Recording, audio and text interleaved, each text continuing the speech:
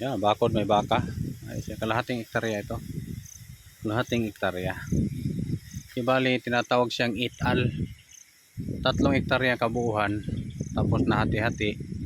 Ito kalahating hektarya. Ito kalahating hektarya ito. Hanggang doon. No? Yan. Basta may bakod naman siya. Oh. Bakod siya. Oh. Ito. Ang ganda ng pwesto ito.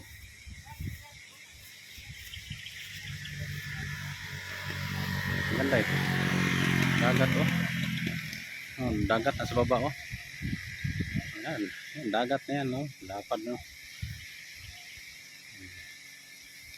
Ito marami itong pwedeng gagawin.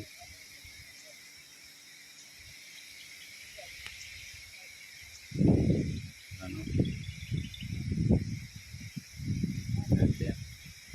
Yan. Ganda ang lugar.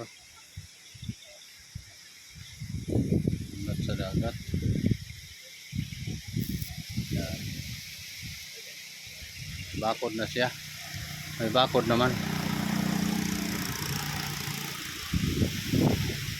Dagat oh. Dagat.